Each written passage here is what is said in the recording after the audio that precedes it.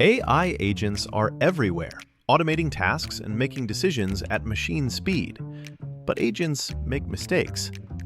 Just one rogue agent can do big damage before you even notice. Rubrik Agent Cloud is the only platform that helps you monitor agents, set guardrails, and rewind mistakes, so you can unleash agents, not risk. Accelerate your AI transformation at Rubrik.com. That's RUBRIK.com.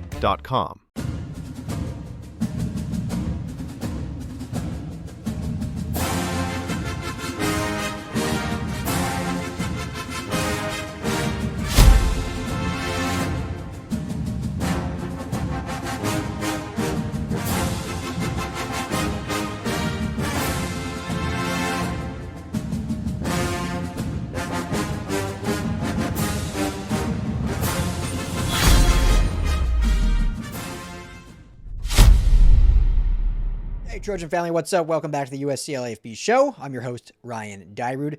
And just wanted to pose a question, curious, because all this coaching carousel talk. And so this is more, I want to engage with you guys, drop some comments. I'd love to, comment back on this. But with these openings, especially the big three of LSU, Florida, and Penn State, I'm really curious where everyone thinks USC ranks as jobs in college football. Now, obviously, it's not open, nor we hope it doesn't open, obviously, because that means the season has gone very badly. But just in general, like where does the USC job rank? Because I think historically, it will always be viewed as a top job in college football, if not the top. I mean, I probably have a little bias. I'm sure we all do, any fans listening. But I think it's certainly at the very, top five. It's hard to argue against that. I think if you looked prior to maybe 3 years ago, you could drop it a little lower when you look at maybe support for the program from leadership, when you look at facilities, when you look at a couple of different factors, it probably dropped down. Still, the logo mattered, the LA vicinity mattered, like that still puts it up there. But, there was maybe some factors that dropped it down. I think since Jennifer Cohen has become AD and since this newfound proactiveness in NIL space and that it's shot back up. So curious where you guys think. I think listening nationally, it seems like everyone has LSU as a top 5 job. I don't know if I'd argue with that. I think Texas is probably up there in terms of top 5 jobs. I think Alabama, I'm sure, is still up there. Not for me personally, but just when you see what's obviously happened in the college football landscape, it's got to be up there. Ohio State, clearly top 5 job. Michigan, maybe top 10, top 5. I mean, again, it kind of depends on who you talk to. I think we're getting to a point where I know USC fans won't want to hear this, but I think Oregon really is like a top tier job. Now, what Oregon has against them is when it comes to recruiting, you've got to do it all out of state. I mean, why they've really been able to become a premier program is because in USC's down years, they've been able to kind of come down to California and plant their flag in terms of recruiting the state of California. I think that is shifting away now that USC has finally kind of come back to their bread and butter and locking down the state of California in their new recruiting efforts. So I think that's what hurts Oregon. But facilities, campus, passion, athletic department, in terms of awareness and just their backing of the football program, and then obviously money and donor money and, being backed by Phil Knight and Nike, all that. So every, I think, program has one or two factors that you could argue why it's below or above others, right? I mean, common sense. But I think that's the biggest for Oregon. USC, to me, I mean, really, the only, in my opinion, and again, there's probably some bias here, but to me, the only argument to make it not number one, not the most desirable job in college football, is taxes and home prices. drawing a blank on the correct word there. Just the expensiveness that it is to live in Los Angeles. To me, that is the only thing. Because in terms of now new facilities, everything I just listed, recruiting, obviously, you're in the hotbed. Everything there is to do in LA. I mean, there's no other thing. No other college football program has what LA has to offer. And that's been the whole, obviously, push from Chad Bowden and the place to be and kind of all this marketing that they're using for just in recruiting tactics. But I think that goes for the coaching job it is itself as well. And so I've heard others before this season kind of like, I won't name names, but some national prognosticators talking about like, maybe it's not as good or as historically. And I think there was one, I did a video actually. I think there was one that had it not even like a top 10 job, which is just mind blowing to me. Cause yeah, I think it's, to me, I think it's number one. I think you look at USC. I think you look at Texas. I don't know who else I would put in the same running. You could maybe make an argument for Miami because Miami has very similar. Miami and USC are the most alike, being both private institutions, being in major metropolitan areas, great weather year round, expensive areas to live in. Like those two have the most have the history there. So I think those two are the most comparable. Texas, obviously, just a great history. The state of Texas, obviously, college football is just massive in the state. I wouldn't put Alabama there. I think where people just put on the Nick Saban goggles and, the Bear Bryant goggles and some of the history there. But I don't think in this NIL day and age, like Tuscaloosa, Alabama is more attractive of a job than LA, Austin, Miami. I don't think there's much of an argument there. That doesn't mean Alabama's a bad job. It's still probably a top 10 job. I just wouldn't put it above USC. LSU, I wouldn't put above USC. So yeah, I think really USC is, in my opinion, the best job in college football. Because again, I think the only argument you really have against it in today's day and age, with all the support they have, with the new NIL they have, with the new facilities that are being built that I see, 3 times a week that look absolutely beautiful, I don't think there's a job better. The only thing you can say is like, oh man, it's going to cost me a lot to live there. And everything you do, which we all know, living in LA, it's expensive as hell to live in this city. But USC also, what they do is they give like coaching stipends or not housing stipends. So some of the payments, and I don't know, we don't know for sure Lincoln Riley's contract or even, we definitely don't know the assistants' contracts, but there's been reported rumors that like within their contract, they get a housing allowance. And that's normal for a lot of coaching jobs. But they, on top of their contract, might get extra. Now, I don't know if it's redlined in as part of their contract or if it's like an addition. So like, hey, you make $11 million a year plus you get yada, yada, yada for like housing expenses. I have no idea.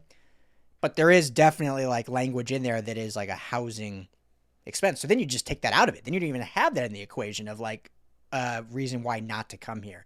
So yeah, I don't know. I don't think there's a more attractive job. So, yeah, it just got me curious because, you hear this talk with LSU and Florida and, Lane Kiffin at Ole Miss, if he's going to leave Ole Miss for either LSU or Florida, what's a better job? I think what I've liked about this NIL era, and there's a lot of still issues that need to be worked out overall.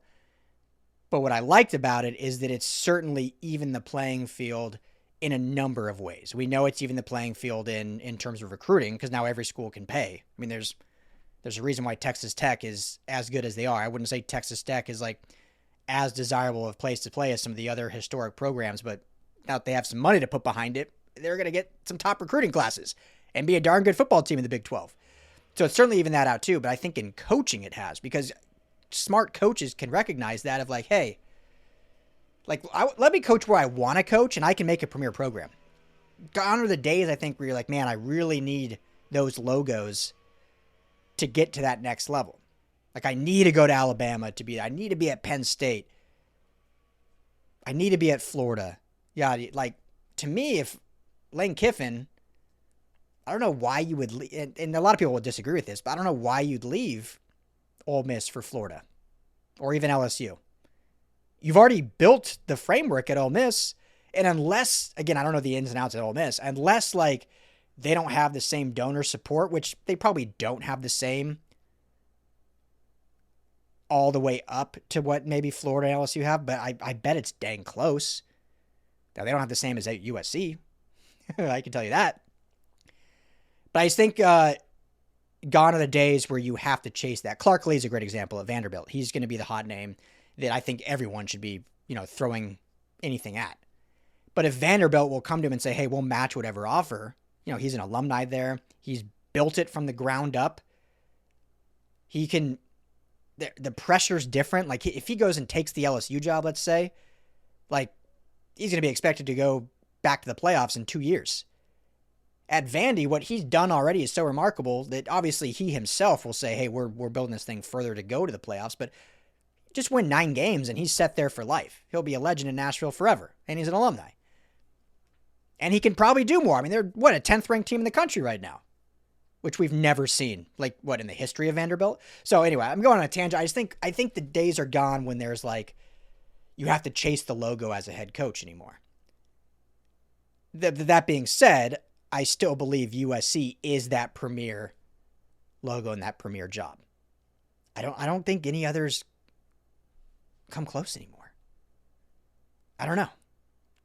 I just don't. The only other thing that you could throw in there is if a coach is, and these coaches are smart, if they're kind of looking at setting themselves up for future success, and they're looking at the Big Ten schedule and the travel that, I don't think anyone likes to admit that, but if that's a de factor, oh man, do I want to go to one of these West Coast, and that includes UCLA, who they're in their coaching search, that includes obviously Oregon and Washington, do I want to be at that school that I'm traveling every other week across the country?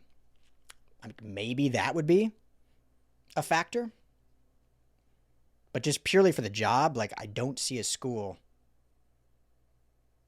better than USC right now in 2025. So, again, doesn't matter.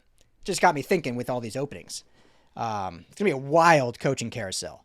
And obviously I talked recruiting last show about some potential. USC I don't think is going to pursue a ton more. They're at 35 in their class, but there are some options out there. I mentioned KJ Ford committed to Florida right now, the edge rusher out of Texas. So, yeah, it's going to be a wild month in November. We got signing day here in just over a month. Going to be a lot of moving pieces around the country.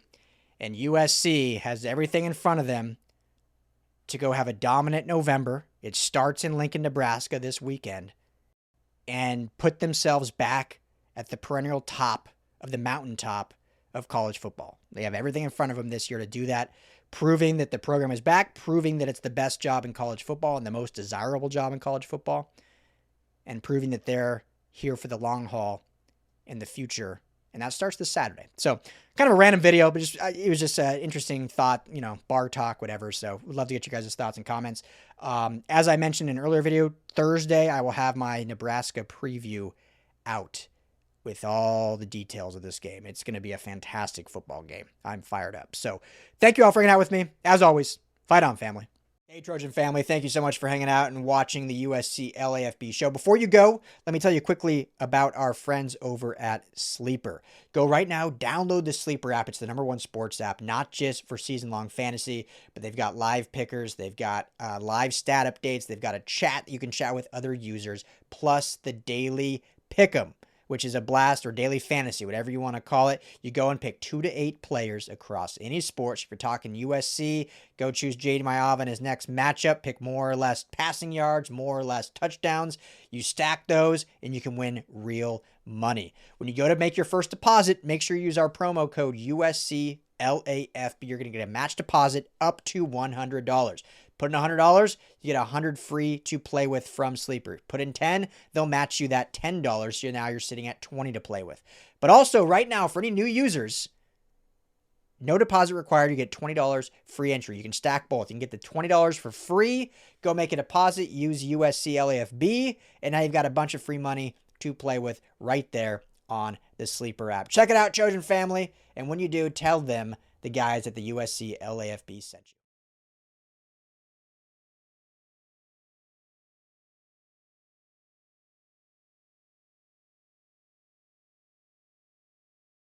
AI agents are everywhere, automating tasks and making decisions at machine speed. But agents make mistakes. Just one rogue agent can do big damage before you even notice. Rubrik Agent Cloud is the only platform that helps you monitor agents, set guardrails, and rewind mistakes, so you can unleash agents, not risk. Accelerate your AI transformation at Rubrik.com. That's RUBRIK.com.